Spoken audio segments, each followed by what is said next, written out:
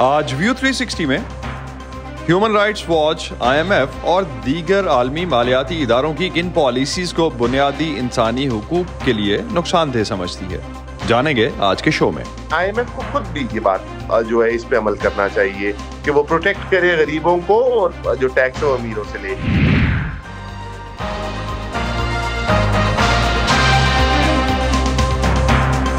Voice of America के Washington studios में आप सबको खुशामदीद। आप देख रहे हैं प्रोग्राम व्यू 360 और मैं हूं असदुल्लाह खालिद।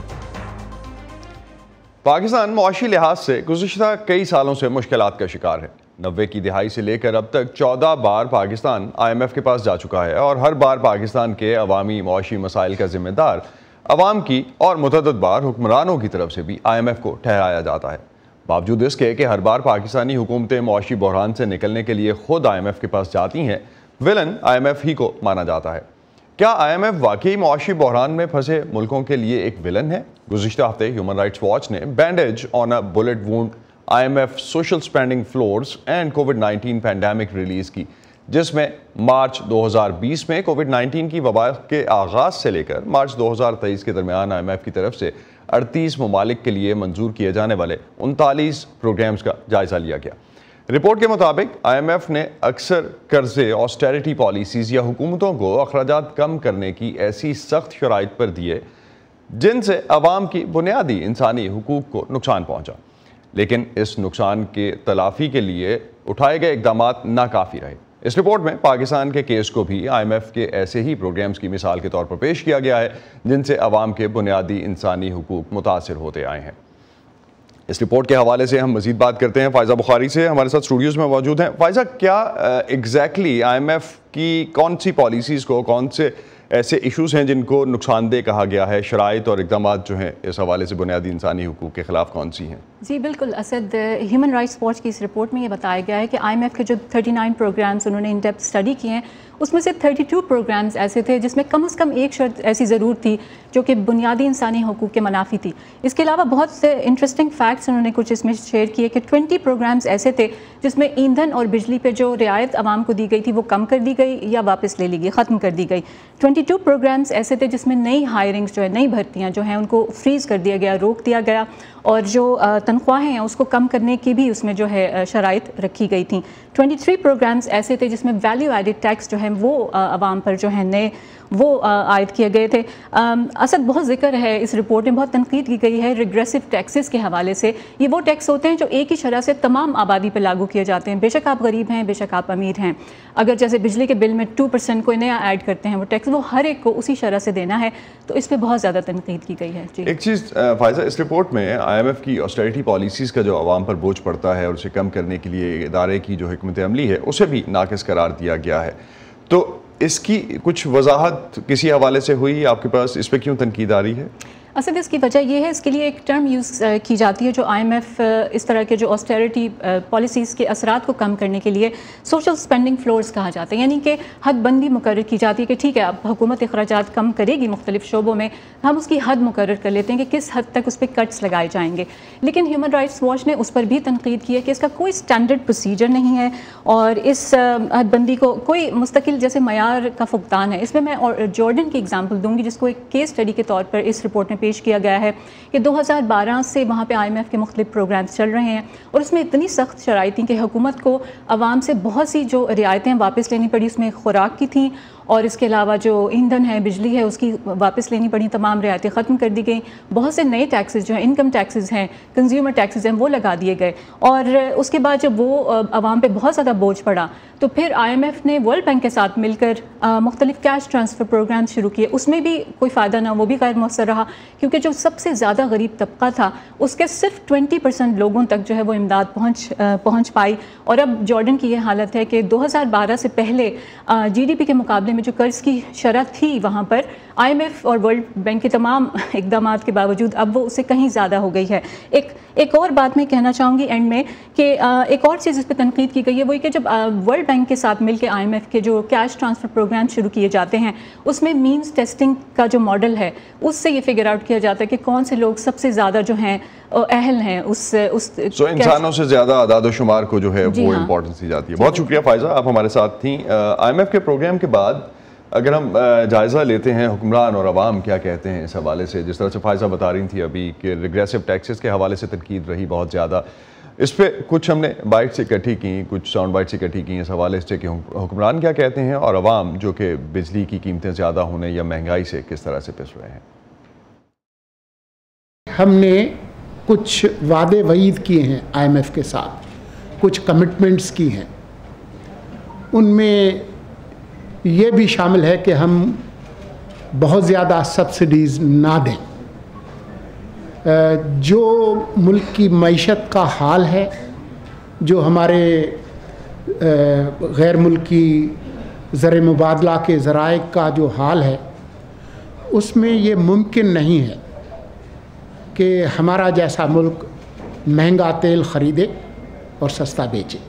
महंगाई इतनी हो गई है, बाबा बहुत ज़्यादा परेशान रहने लगे हैं और बिल भी बहुत ज़्यादा आते हैं। अब इस वजह से बाबा कहते हैं कि मैं तुम्हारी पढ़ाई अफोर्ड नहीं कर सकता हूँ। एहतजाज करने आए अपने हकूक़ के लिए, अपने बिलों के लिए। बिलें बहुत ज़्यादा कर दिए, गरीब आदमी कहाँ से देगा? 25-30 हज़ार आदमी कमाता है तो 24 हज़ार का बिल आया है, कहाँ से देगा बंदा? अब इसके लिए एहतजाज के लिए निकले हम।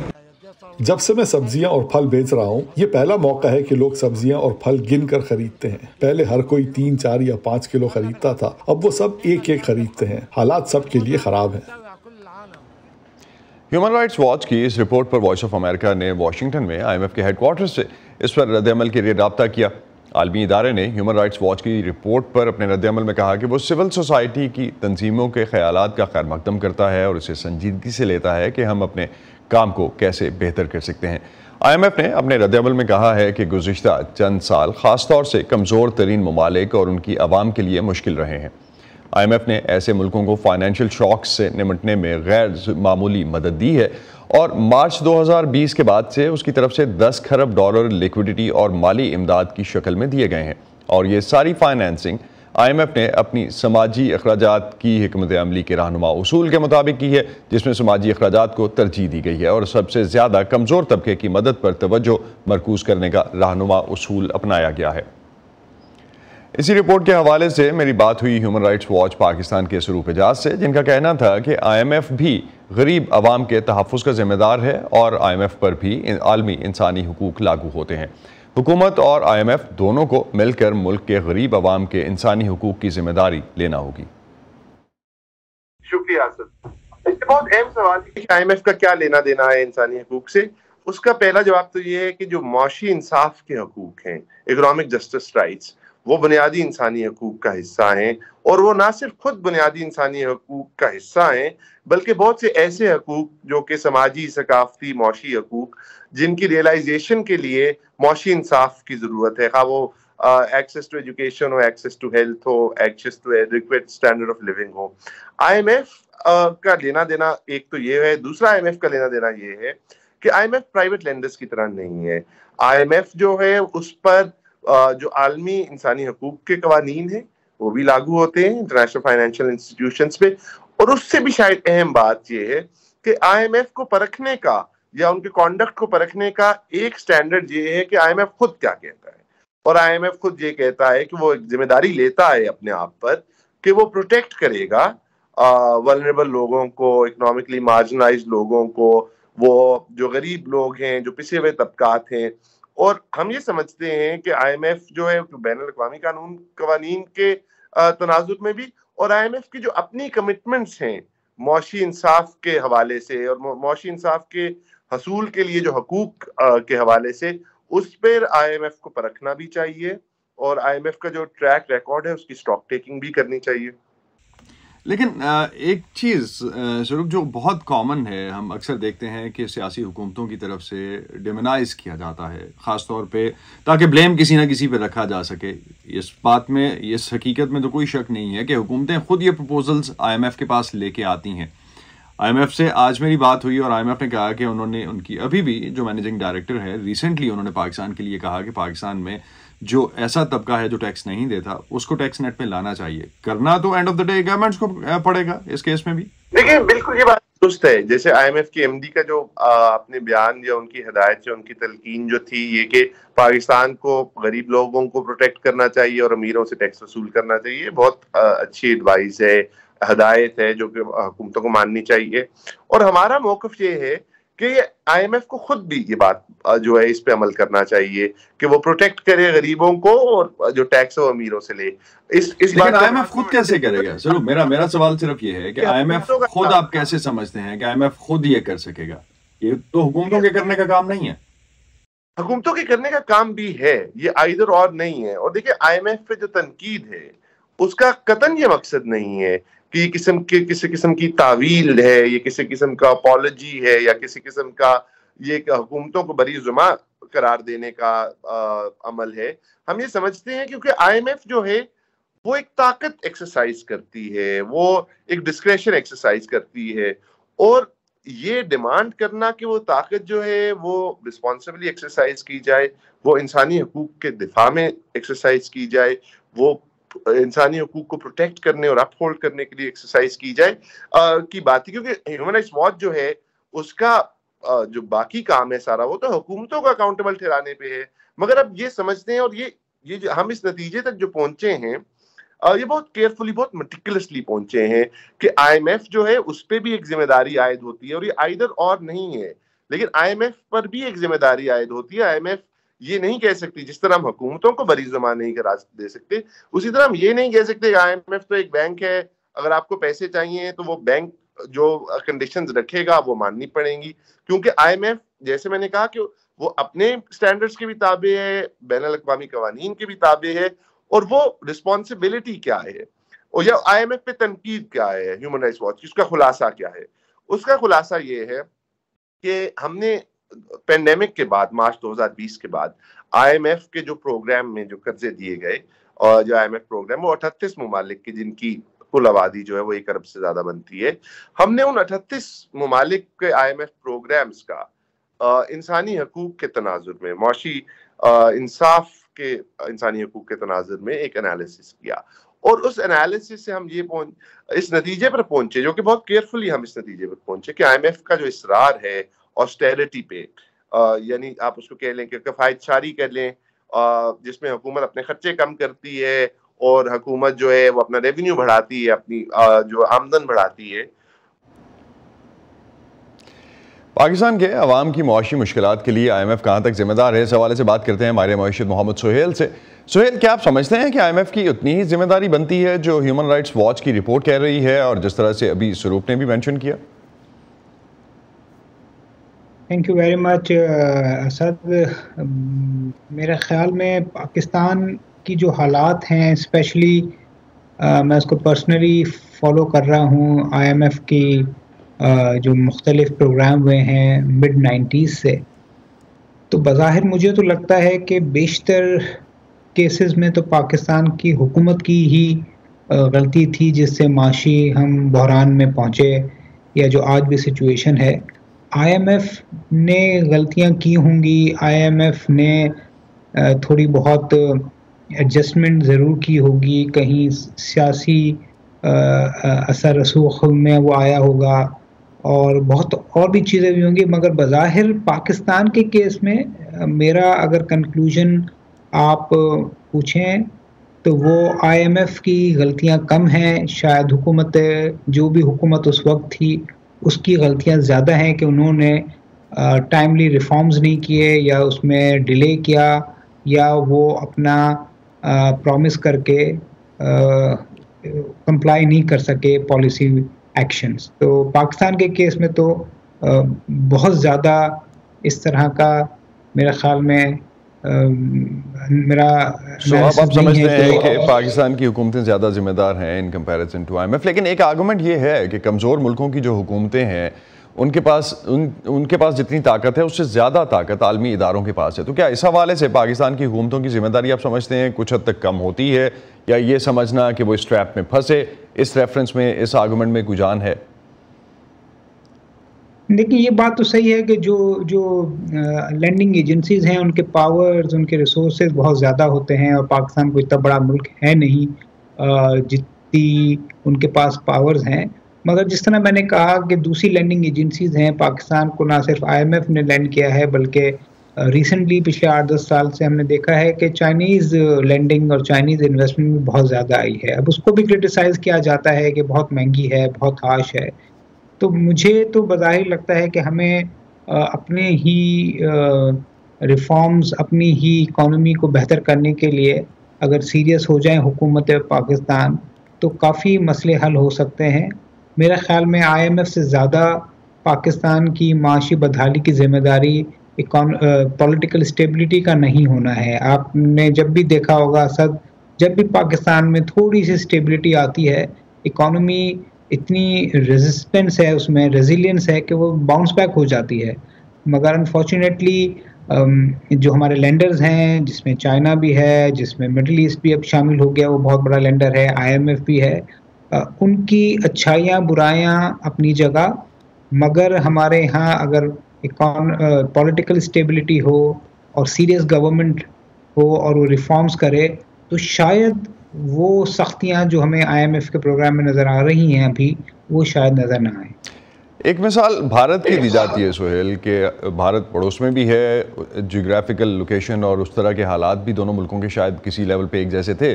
तो 90 में जो रिफॉर्म्स की गई उसके बाद IMF के पास नहीं जाना पड़ा भारत को। तो ये जिम्मेदारी मुल्कों की उस हवाले से ज़रूर रहेगी जिस तरह से आप मेंशन कर रहे थे। पाकिस्तान रिफॉर्म के हवाले से रिफॉर्म्स करता कहीं नज़र आता है करंट गवर्नमेंट, या इससे पहले कोई ऐसा पैटर्न, कोई ऐसी रिफॉर्म्स का डॉक्यूमेंट जो सामने हो जिस पर इम्प्लीमेंट करने का प्लान हो इनका?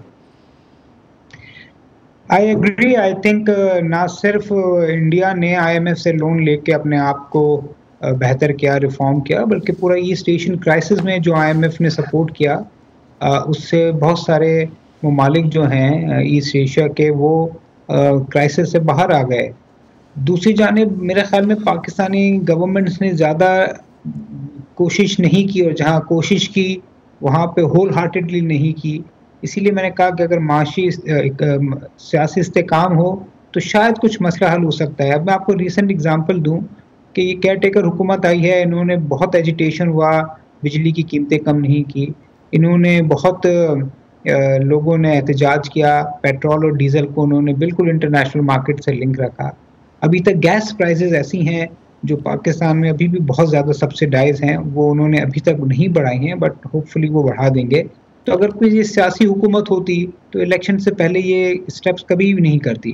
तो मेरे ख्याल में पाकिस्तान में जो मुख्तलिफ अदवार में मिलिट्री हुकूमत और पॉलिटिकल हुकूमत आई हैं, वो बहुत ज़्यादा सीरियस रिफॉर्म्स के में नहीं रही, और अगर वो रिफॉर्म्स कर लिए जाते तो शायद हमें जितना पेन IMF की तरफ से हो रहा है वो शायद ना होता।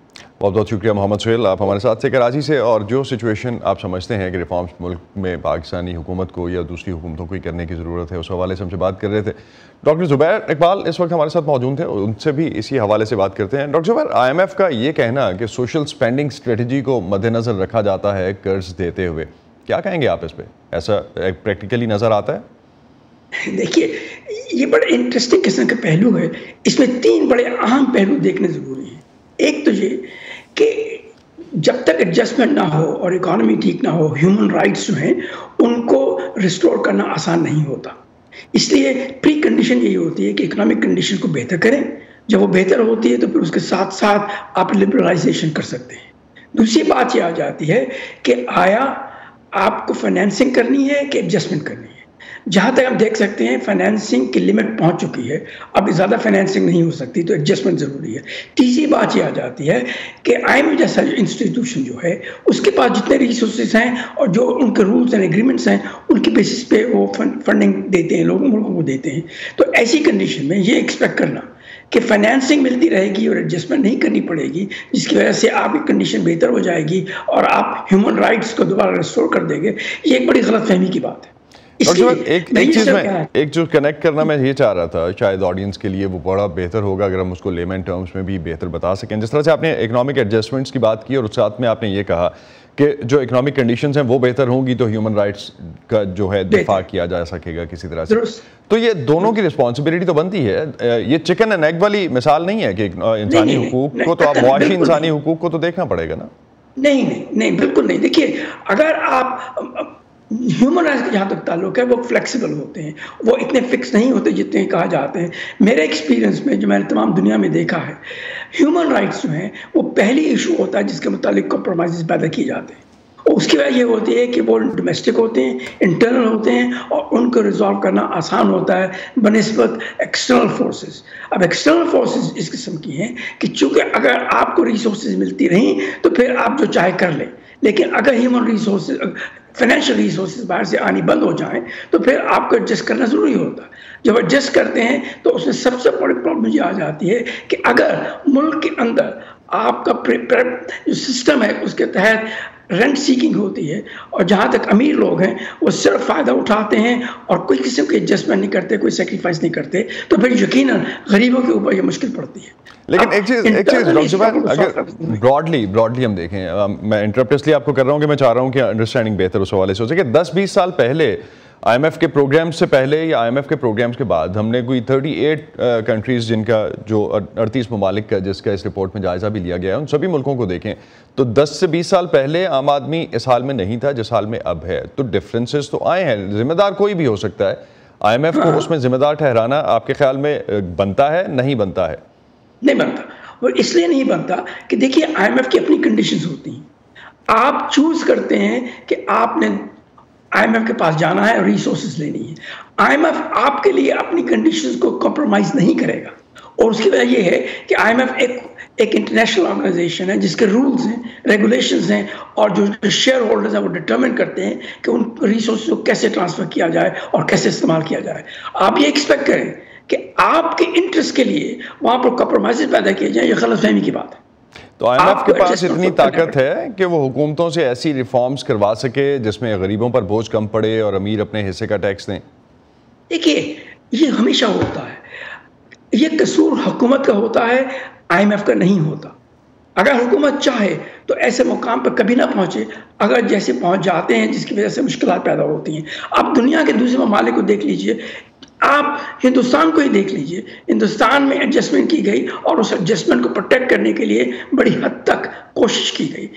एक्सटर्नल फाइनेंसिंग पे इतना डिपेंडेंट नहीं किया गया जितना हम लोग करते थे। हम लोग तो ये अस्यूम करते थे ये फ्री फ्लो है, आता रहेगा। चूंकि वो फ्री फ्लो आना बंद हो गया है तो इसलिए अब डोमेस्टिक एडजस्टमेंट की जरूरत पड़ गई है। तो डोमेस्टिक एडजस्टमेंट जो होगी तो किसी न किसी पर तो उसकी रिस्पॉन्सिबिलिटी पड़ेगी, किसी न किसी को उसकी पेन लेनी अगर अमीर लोग नहीं लेना चाहते तो गरीब पे पड़ेगी। तो कैसे आप समझते हैं कि आलमी मालियाती इदारे मुआशी लिहाज से इंसानी, अगर हम हुकूक का ख्याल रखने की बात करते हैं तो वो ये रख सकते हैं दुनिया में, और कितनी जिम्मेदारी बनती है उनकी? देखिए, जिम्मेदारी हर एक की बनती है, लेकिन मैं आपको ये बता,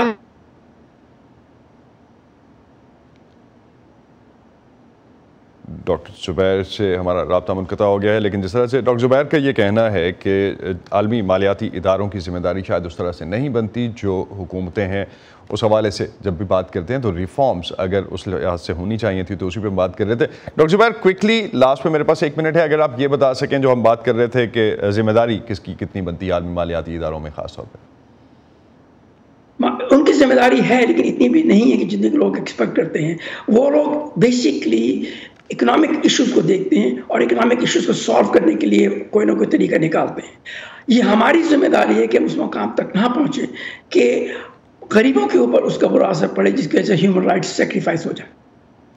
बहुत बहुत शुक्रिया डॉक्टर जुबैर, आप हमारे साथ थे। डॉक्टर जुबैर इकबाल, नाज़रीन, जिस तरह से हम बात कर रहे थे कि जो सोशल स्पेंडिंग के हवाले से या इसके अलावा जो सोशल रिस्पॉन्सिबिलिटी के हवाले से जो आलमी मालियाती इदारे हैं उनकी कितनी रिस्पॉन्सिबिलिटी बनती है, उस पर डॉक्टर जुबैर और इससे पहले मोहम्मद सुहेल से भी हमारी बात हुई। बहुत शुक्रिया डॉक्टर जुबैर आपका। इसी पे ख़त्म करते हैं आज का व्यू 360। स्टे सेफ और पाकिस्तान और खित्ते समेत दुनिया भर की अहम खबरों और दिलचस्प मालूमात के लिए आप आ सकते हैं हमारी वेबसाइट urdu.voa.com पर।